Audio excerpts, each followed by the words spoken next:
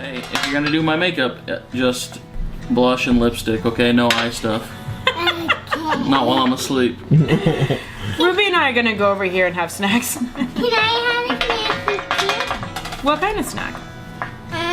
Some goldfish. That's fine, I don't like snacks anyway. Goldfish. I think Daddy wants some snacks too. I got you. So I'll go get you some goldfish. Oh, thanks. Oh well, we're really gonna go get some goldfish. Put some goldfish down there. You're gonna have a snack. Honey, it can't see you for the millionth time. So we all get one goldfish to share. Goldfish.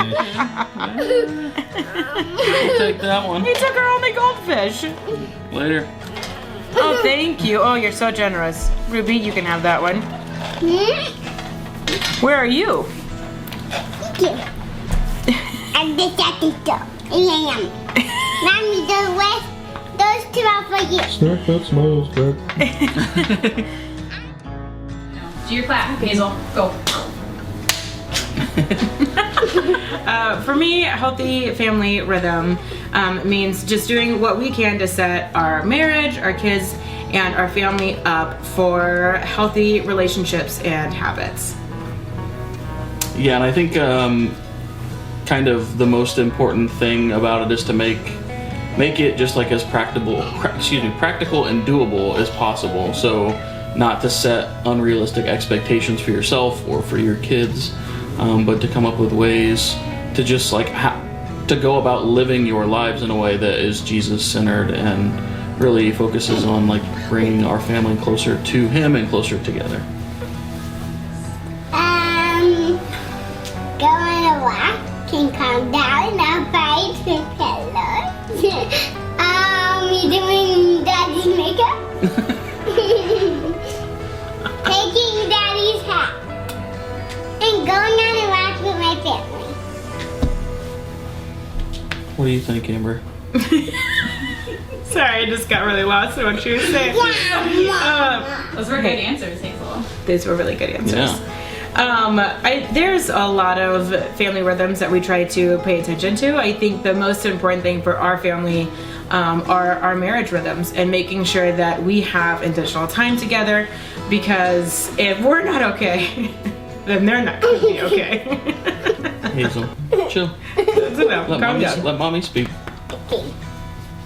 One of the other healthy rhythms for us is just our parenting rhythms and trying to figure out what we want our children to learn in a healthy way. One of the things that we talk a lot about is emotion versus reaction. It's okay to feel how you feel. You can be mad, you can be sad, you can be disappointed, you can be all of those things. It's healthy to be those things. That doesn't mean that you can treat whoever is around you however you want. Like, you still have to show respect and love. Like, you can't just walk all over them and say that, oh, I'm sorry, I'm just in a bad mood. Yeah, practically for us, when it comes to like the disciplinary or behavior correction, that kind of stuff, as foster parents, we had pretty strict rules. Things that we were and weren't allowed to do as punishment or as corrective measures with the kids. And so we kind of have thought about that, I think, from the very beginning, like how do we react when things aren't going well with the kids' behavior, and how to just try to teach through those difficult moments as opposed to just trying to make the problem stop and just kind of leave it there. But one of the things that we talk a lot about is teaching versus correcting. If we don't take the time to stop and teach them why what they're doing isn't helpful or is harmful to others, and we just stop and yell or do whatever we can to just stop the behavior, all they learn is what we like and what we don't like. It doesn't really set them up for success when they become adults. But that's super hard to do. So one of the things that we're trying to learn as parents and as a family are what are some things that we need to do when we are not in a good space to deal with the situation. Do we need to walk away? Hazel and I like to take deep breaths together to calm down. So just finding little things about yourself that help you when you're in over your head. Something that we try to help the girls with is learning how to say they're sorry and to take it a step further and ask for forgiveness. You can say you're sorry and not really do anything to repair the relationship. By apologizing, then that kind of takes an extra step to restore things. This is something that Adam and Sarah shared with us early on in our parenting journey, and it has been really helpful to us, and it helps them, the girls especially, with their relationship. So when Hazel is watching her favorite show and Ruby comes over and pulls her hair, just a hypothetical example, then what we try to do is get Hazel to talk to Ruby and ask her nicely to stop and get them to communicate together in that moment instead of just trying to make it stop, so that they get used to reconciliation with each other, and then hopefully that will translate into other relationships too. Hey, we can talk, Daddy, you want to talk with Daddy about some fun stuff that we like to do together? I'm moving on to Daddy. Okay, you can move on to Daddy.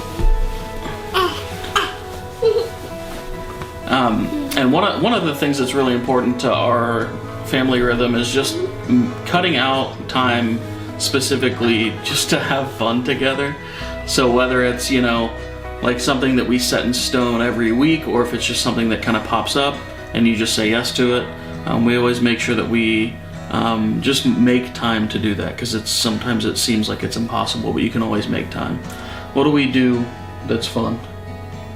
Babies and then we watch Avatar. Yeah, Hazel and I watch cartoons after Ruby goes to bed. Mm-hmm. What else? What do we do? Oh, what do we do on Saturday morning? Get donuts!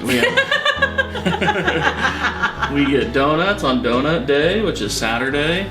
And coffee, that's very important. Well, that's very, very important. Essential. But And we get sprinkles. yeah, you get a donut with sprinkles that you only eat the sprinkles and icing off of, and then you leave a donut. It's infuriating. And they say, Just the top, and then the rest of the donut is just done. and they throw it away in the trash can. But Donut Day is purely fun, so even if it drives me crazy to spend $2.50 on a donut that just gets the sprinkles eaten off of it, that's Donut Day. So that's just what we do, right? What else?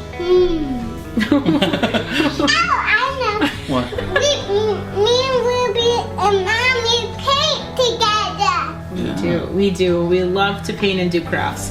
So a lot of times when I'm home on Fridays alone with the girls, we like to paint or draw or do something creative. Paint rocks. No, we colored them. Excuse us. We color rocks. Color rocks. And I think one thing it's important to note, to kind of note and try to remember, especially for the dads, is that a lot of times when I'm doing something, I just want to get it done as fast as possible, and I know the right way to do dishes or clean the grill or mow the lawn or whatever it is that we're doing. But you know, when the 2-year-old wants to help you do dishes, you can't say no. And it gives them such a sense of like belonging and just being a part of what you're doing, that even though it kind of messes with your schedule, and sometimes, you know, you wonder how dishes end up dirtier after they've been scrubbed and sprayed with water, it somehow happens. Everything just gets wet. When Ruby, our 2-year-old, loves to help with dishes, and all she does is fill up the same cup or bowl over and over again and just get water everywhere. But she has the time of her life.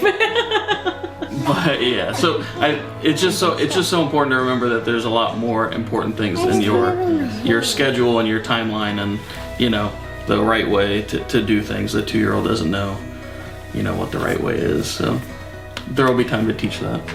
Okay, can you tell all of our friends goodbye? Baby. Can you look at them and tell them bye-bye? Bye-bye. Bye-bye, old lady. I keep playing.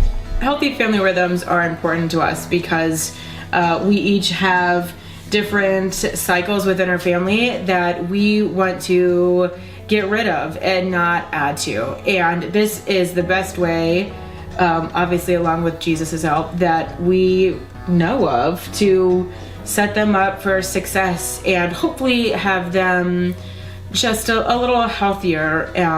We well, I don't want to speak for you, you can speak for yourself, but I look back on my childhood fondly, but there are things that I have had to heal from. And so my hope as a parent is to learn from that and to heal myself so that I can help our children heal from what they've experienced too. Both of our daughters have been adopted through the foster care system, and they're gonna have trauma because of that, and we can't outlove that trauma. I would love to do that. That would be awesome if it were that simple, but it's not. So one of the best things that we can do is make sure that we're healthy so that the path is clear for them to be healthy too. Yeah, and just keeping in mind that there will always be issues or trauma that arises regardless of your parenting or whatever you do, but there's certainly things that we feel like we can do as parents to limit some of that and to just give them a healthy foundation for dealing with those things when they do arise, because it's just a natural part of life. Something that's important to us is just being authentic and celebrating our authenticity and who God created us to be. We say all the time that we have a bunch of lovable weirdos because our kids are super weird, but it's awesome. They're hilarious and they are totally themselves, and it's a beautiful thing to witness. So something that's really important to us is to preserve that for them and to celebrate that and show them what Jesus has to do with that. You know, I think for me growing up, I was taught just to kind of be meek and mild and a people pleaser, and that was part of following Jesus. And that's not really the case. You can be who God created you to be and to follow Jesus authentically, and there's a lot of freedom in that. And so trying to not mold our kids into the perfect person or for them to do everything that we want them to do, but to try to teach them how to embrace who God created them to be. And at the young age that they're at, it's kind of easy to do. You can do it in little ways, like letting them pick out their own clothes, or, you know, little things like that that help to give them a sense of identity, and help them kind of discover who God made them to be, what He made them to like, even just with simple things like, you know, what are you gonna wear, like 3 different colored articles of clothing to church Every day. That's okay. If you want to wear a nightgown out in public, you're 3. It's not that big of a deal. Just celebrating those things and just letting them know that, you know, who they are and who, as a human being, comes from God, and that's the most important thing about them. So really giving them that boldness to be themselves. And Jesus has so much to do with that. You know, like we don't want to celebrate them just for the sake of celebrating them. We want to celebrate them for what God is doing in them and helping them explore how they can live out who God has made them to be and the gifts that He's given them, even at a young age. Hazel is an empath. She is really in tune with how people are feeling, and she likes to take care of them. Joseph's grandmother recently passed away, and we had a family member that was really upset and was crying, and Hazel just walked right up to her and put her hand on her and just started praying for her, and it was a beautiful moment. And just encouraging those things and celebrating when they do something courageous like that just helps them reinforce and get used to doing things like that, to where they become second nature and not so legalistic.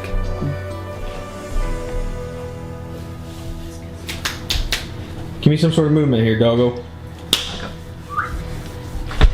Rose. He's just moving his eyebrows back and forth. Alright, that's good.